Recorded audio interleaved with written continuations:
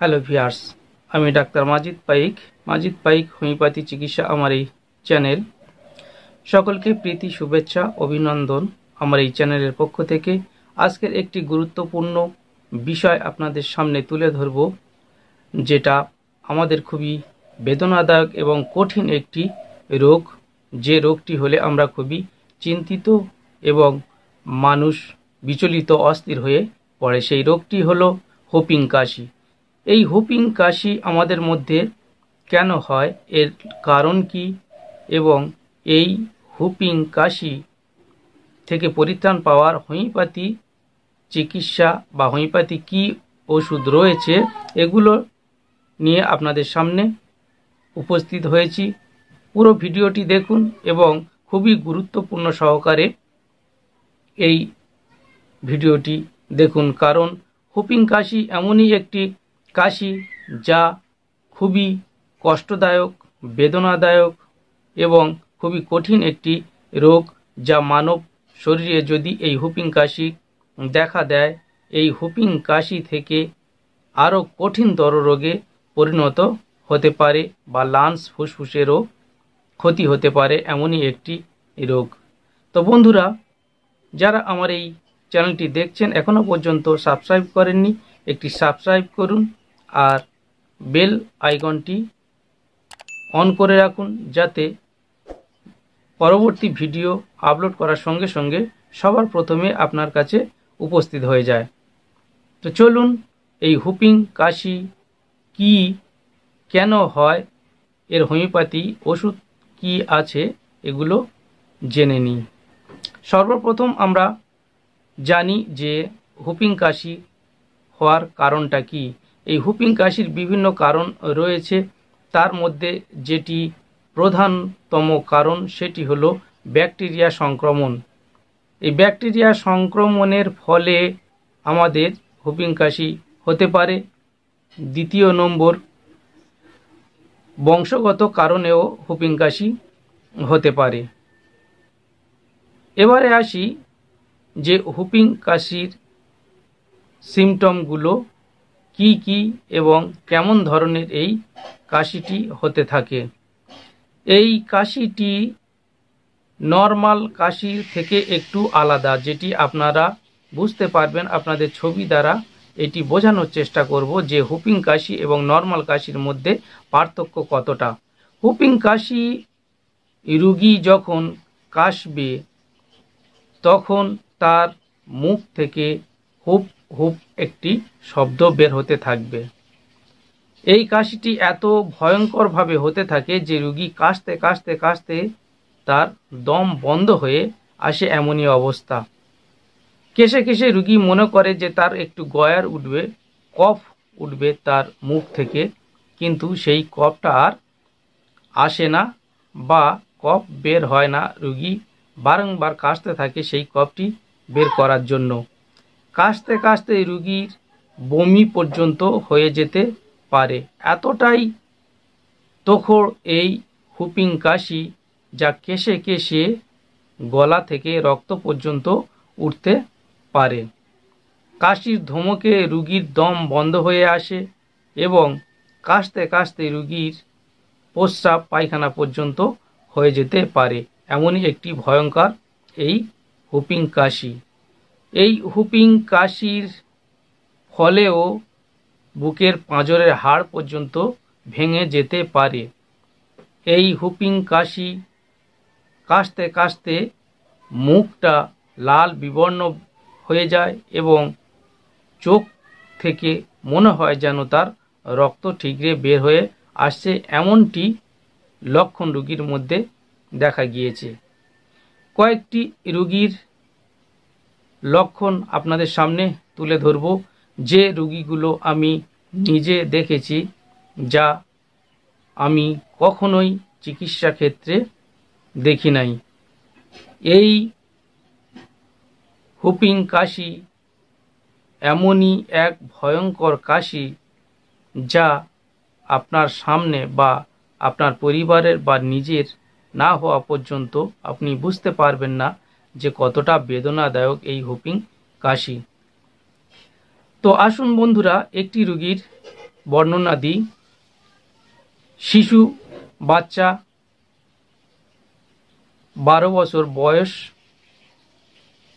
তিনি এতটাই ভয়ঙ্করভাবে কাশতে শুরু করে, যা কথা বলায় বা কিছু খাওয়ার পরে বা কিংবা কারোর সঙ্গে যদি কথা বলতে শুরু করে, তার কাশিটা এমনই ভয়ঙ্করভাবে শুরু হয় যা আর থামতেই চায় না।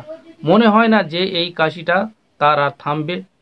হুপ হুপ করে কাশতে কাশতে কাশতে কাশতে নাজেহাল হয়ে পড়ে। এক সময়ে তার বুকের মধ্যে আর বায়ু থাকে না, সে জোরে একটি নিঃশ্বাস নিয়ে তবে সে সুস্থ বোধ মনে করে।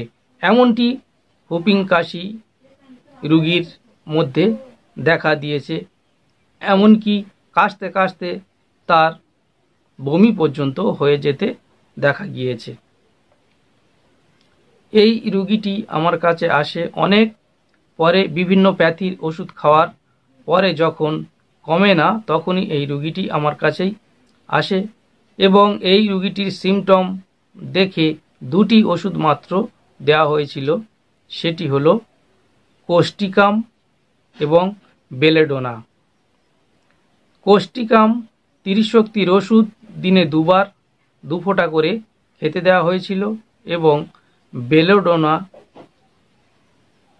200 শক্তির ওষুধ, দিনে 3 বার খাওয়া দাওয়ার আগে আগে খেতে দেওয়া হয়েছিল এই রোগীর ক্ষেত্রে।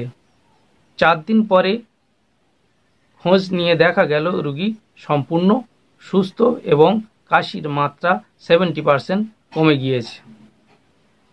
তো বন্ধুরা, হোমিওপ্যাথি এমনই এক চিকিৎসা যা রোগীর সিমটম এবং লক্ষণ ভেদে ওষুধগুলো যদি দেওয়া হয়ে থাকে, তাহলে চমৎকারভাবে রোগীর রোগ সারতে দেরি করে না। তো আসুন বন্ধুরা, এইবারে বলে দিই যে এই হুপিং কাশির কয়েকটি ওষুধ। রোগী যদি প্রচণ্ডভাবে কাশতে শুরু করে এবং কাশতে কাশতে দম বন্ধ হয়ে আসে এবং যদি পরীক্ষা নিরীক্ষা করার পরে দেখা যায় যে রোগীর ব্যাকটেরিয়া ঘটিত কারণে এই হুপিং কাশি দেখা গিয়েছে, তাহলে সেই রোগীর ক্ষেত্রে পার্টুসিন 30 ওষুধটি প্রয়োগ করবেন বা খাওয়াবেন। সকাল দুপুর রাত্রে দিনে 3 বার খাওয়া দাওয়ার আগে আগে খাওয়াবেন। যদি রোগীটি ভয়ঙ্করভাবে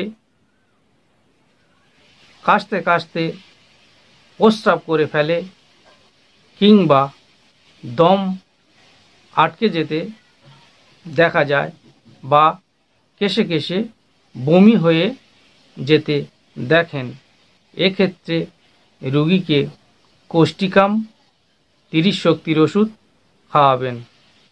এই কোস্টিকাম প্রধান লক্ষণ হচ্ছে রোগী যদি হাসতে হাসতে কাশতে কাশতে যদি তার পায়খানা প্রস্রাব হয়ে যায়, তাহলে কোস্টিকাম খুবই গুরুত্বপূর্ণ ভূমিকা পালন করে থাকে এই রোগের ক্ষেত্রে। কোস্টিকাম 30 শক্তির ওষুধ সকাল দুপুর রাত্রে দিনে 3 বার খাওয়া দাওয়ার আগে আগে খাওয়াবেন। আর এর সঙ্গে যদি রোগীর বমি হয় এবং বমির সঙ্গে যদি তার ভুক্ত দ্রব্য উঠে আসে, সেক্ষেত্রে ইপিকাক খাওয়াবেন। এই ইপিকাক হুপিং কাশির একটি খুবই ভালো ওষুধ, যেটি রোগীর লক্ষণ কাশতে কাশতে বমি করে ফেলা এবং কেশে কেশে তার দমের কষ্ট আসা ইপিকাকের একটি লক্ষণ।